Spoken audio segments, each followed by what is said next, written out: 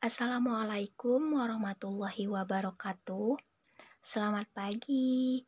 Pada kesempatan kali ini, kami akan mempresentasikan hasil kerja kelompok mengenai LKPD atau Lembar Kerja Peserta Didik. Sebelumnya, perkenalkan kami dari kelompok 4 yang beranggotakan saya sendiri, Puan Maharani sebagai moderator dan pemateri pertama. Kemudian ada Ginanda Azara Fa'arni sebagai pemateri kedua, Harisha Noviantari sebagai pemateri ketiga, Helmi Anisah sebagai pemateri keempat, Heri Kurniawan sebagai pemateri kelima, dan Ida Wahyuningsih sebagai pemateri keenam. Pertama-tama, saya akan menjelaskan terkait dengan pengertian LKPD atau Lembar Kerja Peserta Didik, di mana menurut pendapat Putri 2019, Lembar Kerja Peserta Didik atau LKPD adalah bahan ajar cetak yang berisikan panduan yang dapat digunakan peserta didik untuk mengembangkan kemampuan mereka.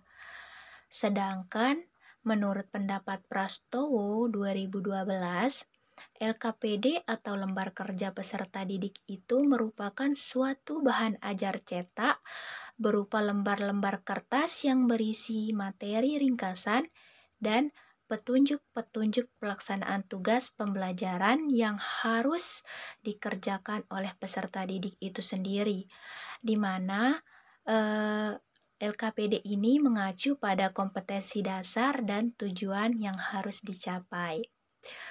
Jadi berdasarkan pendapat kedua ahli di atas, dapat kita simpulkan bahwa LKPD itu adalah sumber belajar berupa lembar tugas, kemudian petunjuk-petunjuk pelaksanaan tugas, lalu evaluasi pembelajaran yang harus dikerjakan oleh peserta didik, di mana lembar kerja peserta didik ini harus sesuai dengan kompetensi dasar dan tujuan pembelajaran yang harus dicapai.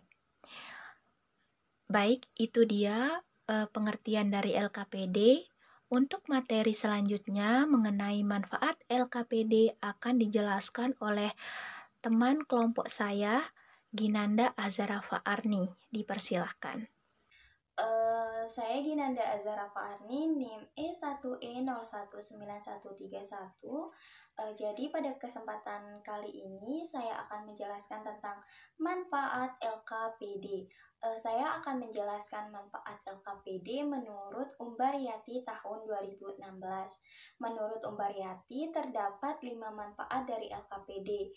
Yang pertama yaitu LKPD dapat mengaktifkan peserta didik dalam proses pembelajaran. Jadi tugas-tugas yang terdapat dalam LKPD dapat meningkatkan rasa percaya diri dan kemampuan berkomunikasi peserta didik, baik itu dengan guru maupun dengan peserta didik lainnya, sehingga berdampak terhadap keaktifan peserta didik selama proses pembelajaran. Hal tersebut terjadi karena selama mengerjakan tugas-tugas yang terdapat dalam LKPD, peserta didik diberikan kesempatan untuk mengeksplorasi diri untuk menemukan jawaban-jawaban dari tugas-tugas tersebut. Kemudian manfaat yang kedua yaitu LKPD dapat membantu peserta didik dalam mengembangkan konsep.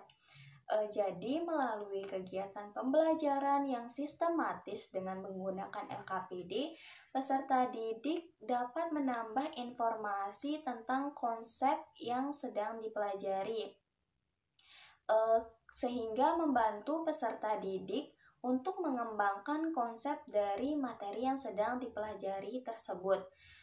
Kemudian manfaat yang ketiga yaitu LKPD dapat melatih peserta didik dalam menemukan dan mengembangkan keterampilan proses. Jadi biasanya dalam LKPD peserta didik disajikan dengan tugas-tugas yang mengamati, kemudian mengumpulkan data, mengolah data, menyimpulkan, atau mengkomunikasikan. Nah, keterampilan-keterampilan tersebut dapat dilatih melalui LKPD. Secara tidak langsung, keterampilan-keterampilan tersebut dikembangkan oleh peserta didik selama mengerjakan tugas-tugas yang terdapat di dalam LKPD selama proses pembelajaran berlangsung. Kemudian manfaat yang keempat yaitu sebagai pedoman bagi pendidik maupun peserta didik dalam melaksanakan proses pembelajaran. Kenapa LKPD dijadikan pedoman oleh guru? Karena guru akan menjelaskan materi A, maka tugas yang disajikan dalam LKPD adalah tentang materi A.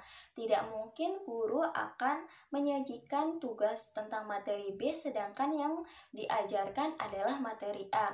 Karena hal itu, LKPD dijadikan pedoman oleh guru dalam pelaksanaan proses pembelajaran. Kemudian, kenapa LKPD dijadikan pedoman oleh peserta didik? Karena LKPD tersebut merupakan tugas yang akan diberikan oleh guru kepada peserta didik. Jika di dalam tugas tersebut peserta didik diminta untuk melaksanakan A, tidak mungkin peserta didik akan melaksanakan B. Karena hal tersebut, LKPD juga dijadikan pedoman oleh peserta didik sebagai pedoman dalam pengerjaan tugas yang diperintahkan oleh guru.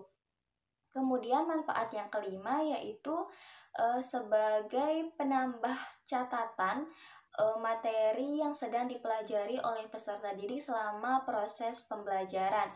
Kenapa? Karena dalam LKPD disajikan materi yang sedang dipelajari oleh peserta didik. Peserta didik mempelajari tentang materi A, kemudian tugasnya disajikan tentang materi A. Maka secara tidak langsung peserta didik dapat menambah catatan informasi tentang materi A melalui LKPD, tidak hanya melalui penjelasan dari guru saja. Baik, itu dia penjelasan dari Ginanda Azara Fa'arni mengenai manfaat LKPD. Selanjutnya, Harisya Noviantari akan menjelaskan unsur-unsur yang harus ada dalam LKPD. Dipersilahkan. Materi yang ketiga yaitu unsur-unsur LKPD. LKPD terdiri atas 6 unsur utama meliputi yang pertama judul, yang kedua petunjuk belajar, yang ketiga kompetensi dasar atau materi pokok, yang keempat informasi pendukung, yang kelima langkah kerja, dan yang terakhir penilaian. Sedangkan format dalam penulisan LKPD memuat 8 unsur yaitu yang pertama judul, kedua kompetensi dasar yang dicapai, ketiga waktu penyelesaian, keempat peralatan yang diperlukan, 5 informasi singkat, langkah kerja, tugas yang harus dilakukan, dan yang terakhir laporan yang harus dikerjakan. Selain dari pengertian, manfaat, dan unsur LKPD yang dijelaskan sebelumnya, ada beberapa bentuk LKPD itu sendiri. Hal ini akan dijelaskan oleh salah satu anggota kelompok saya, yaitu Helmi Anissa. Dipersilahkan. Saya akan menjelaskan tentang bentuk LKPD atau lembar kerja peserta didik. Menurut Prastowo tahun 2012 bahwa LKPD terbagi menjadi 5 macam bentuk. Yang pertama, LKPD yang membantu peserta didik menemukan suatu konsep. LKPD ini dirancang menurut prinsip konstruktivisme, di mana peserta didik secara aktif dalam pembelajaran untuk mengkonstruksi berbagai macam konsep yang berkaitan dengan materi. Melalui LKPD, peserta didik ditunjukkan langkah demi langkah apa yang harus dilakukan dalam pembelajaran, yang meliputi kegiatan melakukan, mengamati, dan menganalisis terhadap konsep dan materi yang disajikan.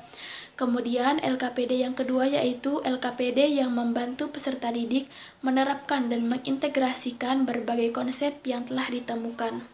Bentuk LKPD ini mengutamakan agar materi yang telah dipelajari peserta didik dapat diterapkan dalam kehidupan sehari-hari. LKPD ini sangat tepat digunakan sebagai bahan ajar tentang pendidikan moral, di mana peserta didik akan lebih memahami pentingnya materi yang telah dipelajari dan bermanfaat bagi kehidupan yang dijalaninya. Penting bagi guru untuk terus melakukan pengawasan terhadap bagaimana peserta didik mampu menerapkan materi yang telah dipelajari dalam kehidupan kesehariannya. Kemudian yang ketiga yaitu LKPD yang berfungsi sebagai penuntun belajar. LKPD ini bertujuan untuk membantu peserta didik dalam proses belajar yang dilakukan. LKPD ini menunjukkan peserta didik agar dapat belajar dengan benar sesuai dengan urutan materi sehingga peserta didik dapat mempelajari materi dengan baik. LKPD ini juga berisi pertanyaan-pertanyaan yang jawabannya terdapat dalam sumber belajar yang digunakan, sehingga peserta didik harus mempelajari sumber belajar agar menguasai materi. Kemudian yang keempat, LKPD yang berfungsi sebagai penguatan. LKPD ini berisi materi-materi yang bersifat sebagai pendalaman atau tambahan dari materi utama. Dengan menggunakan LKPD ini, peserta didik tentu akan lebih memahami dan mengerti materi yang dipelajari. Peserta didik juga mendapatkan materi dan pengetahuan ekstra di samping materi yang telah dipelajari. Kemudian yang kelima yaitu LKPD yang berfungsi sebagai petunjuk praktikum. Di samping dituangkan dalam buku, petunjuk praktikum dapat dituangkan dalam LKPD atau lembar kerja peserta didik. LKPD ini tentu berisi apa-apa saja atau langkah-langkah dalam melakukan sebuah praktikum. Semua praktikum dapat dikumpulkan dalam sebuah LKPD, jadi dalam satu bundle LKPD dapat berisi beberapa petunjuk praktikum sekaligus. Guru akan lebih mudah menyajikan materi praktikum melalui LKPD dan peserta didik juga akan lebih mudah menemukan apa yang dipelajari dari praktikum, bahkan mencari korelasi antara praktikum yang satu dengan praktikum yang lainnya. Setelah beberapa penjelasan materi yang dijelaskan oleh teman kelompok saya tadi, selanjutnya materi yang akan dijelaskan yaitu mengenai syarat LKPD. Hal ini akan dijelaskan oleh Heri Kurniawan. Dipersilahkan. Bismillahirrahmanirrahim. Assalamualaikum warahmatullahi wabarakatuh. Saya Heri Kurniawan. Di sini saya akan menyampaikan materi tentang syarat LKPD. LKPD merupakan suatu hal yang memiliki pengaruh yang cukup besar dalam proses pembelajaran, sehingga dalam penyusunan LKPD harus memenuhi berbagai persyaratan. Menurut Das Salirawati, menyebutkan ada 3 syarat suatu LKPD dikatakan layak. Yang pertama yaitu syarat didaktis, dan yang kedua syarat konstruksi, dan yang ketiga yaitu syarat teknis. Yang dimaksud dengan syarat didaktis di sini yaitu suatu hal yang berkaitan dengan terpenuhinya asas-asas pembelajaran. Kemudian yang kedua yaitu syarat konstruksi, yaitu yang berkaitan dengan kebahasaan, dan yang ketiga yaitu syarat teknis berkaitan dengan penulisan berdasarkan kaidah yang telah ditetapkan. Sekian dan terima kasih. Assalamualaikum warahmatullahi wabarakatuh. Baiklah, untuk materi yang terakhir ini mengenai langkah-langkah penyusunan lembar kerja peserta didik. Pada kesempatan kali ini, langkah-langkah penyusunan LKPD akan dijelaskan oleh Ida Wahyuningsih. Dipersilahkan. Baik, terima kasih kepada moderator. Di sini saya akan menjelaskan mengenai langkah-langkah penyusunan LKPD. Langkah-langkah penyusunan LKPD sendiri ada 4. Yang pertama yaitu analisa kurikulum. Analisis ini dilakukan dengan memperhatikan materi pokok, kemudian pengalaman belajar peserta didik, dan kompetensi belajar dari peserta didik itu sendiri. Kemudian langkah yang kedua yaitu menyusun peta kebutuhan LKPD. Peta kebutuhan LKPD ini berguna untuk mengetahui jumlah kebutuhan LKPD itu sendiri dan urutan dari LKPD.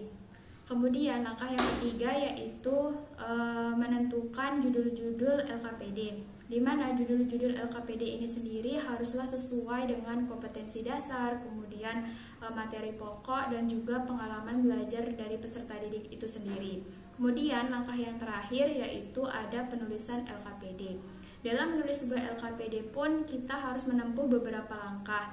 Langkah-langkah tersebut diantaranya yaitu yang pertama, perumusan kompetensi dasar yang harus dikuasai. Kemudian yang kedua, menentukan alat penilaian.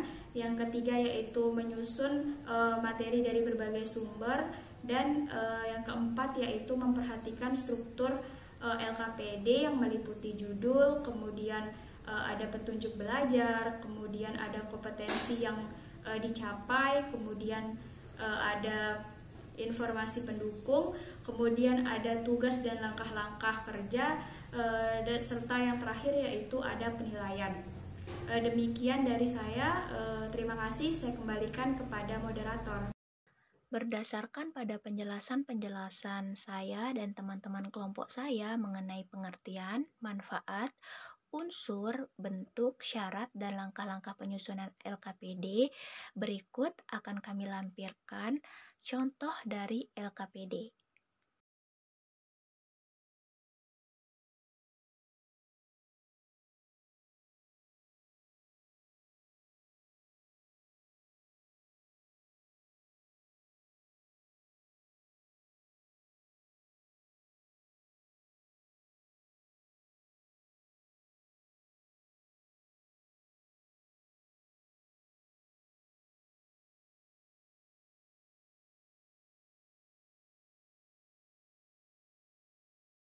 Baiklah, itu dia penjelasan dari kelompok 4 mengenai pengertian, manfaat, unsur, bentuk, syarat, dan langkah penyusunan LKPD.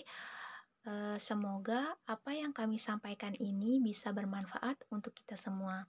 Jika ada salah kata atau penyampaian dalam materi, mohon maaf kami ucapkan sebesar-besarnya. Sekian dari kelompok 4. Wassalamualaikum warahmatullahi wabarakatuh. Selamat pagi.